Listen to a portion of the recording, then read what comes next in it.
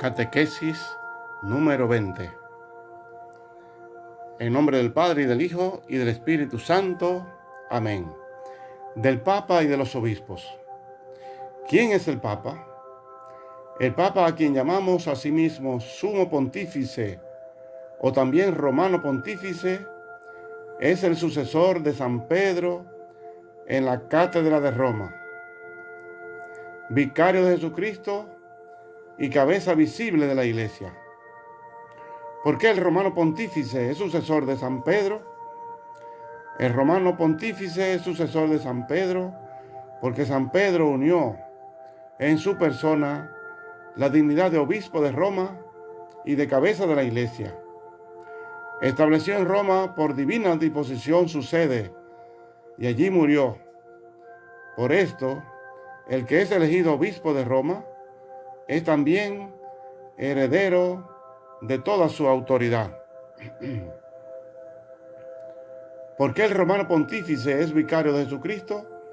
El Romano Pontífice es vicario de Jesucristo porque le representa en la tierra y hace sus veces en el gobierno de la Iglesia. ¿Por qué el Romano Pontífice es cabeza visible de la Iglesia? El Romano Pontífice es cabeza visible de la Iglesia porque él la rige visiblemente con la misma autoridad de Jesucristo, que es cabeza invisible.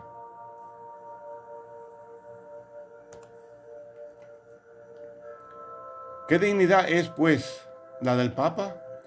La dignidad del Papa es la mayor entre todas las dignidades de la tierra, con que ejerce supremo e inmediato poder sobre todos y cada uno de los pastores y de los fieles. ¿Puede errar el Papa al enseñar en la Iglesia? Al enseñar a la Iglesia, el Papa no puede errar. Es decir, es infalible en las definiciones que atañen a la fe y a las costumbres. ¿Por qué motivo el Papa es infalible? El Papa es infalible por la promesa de Jesucristo y por la continua asistencia del Espíritu Santo. ¿Cuándo es infalible el Papa?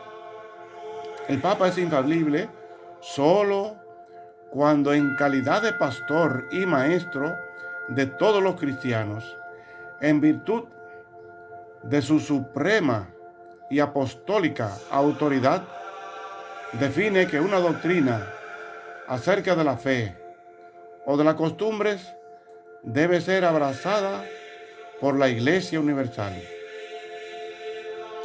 ¿Qué pecado cometería el que no creyese las solemnes definiciones del Papa? El que no creyese las solemnes definiciones del Papa, aunque solo dudase de ellas, pecaría contra la fe.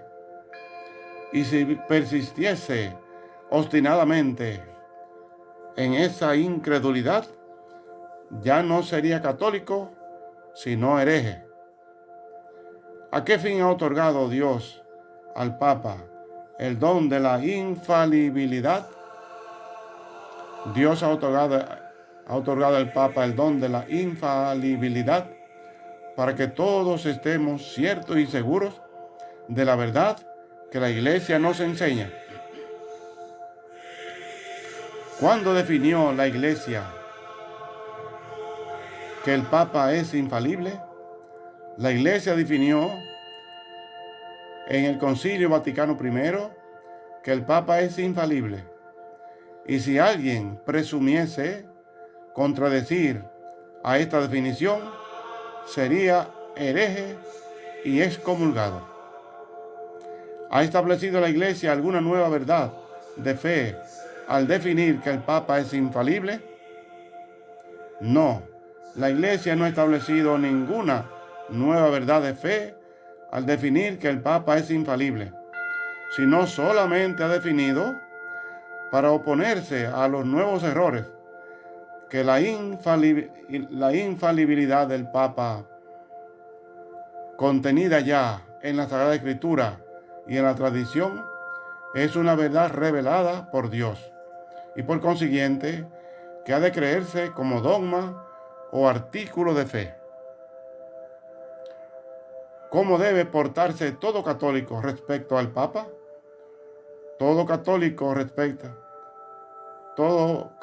debe reconocer al Papa como Padre, Pastor y Maestro universal y estar unido con Él de entendimiento y corazón. Que la bendición de Dios Todopoderoso, Padre, Hijo y Espíritu Santo, descienda sobre cada uno de ustedes y les acompañe siempre. Amén.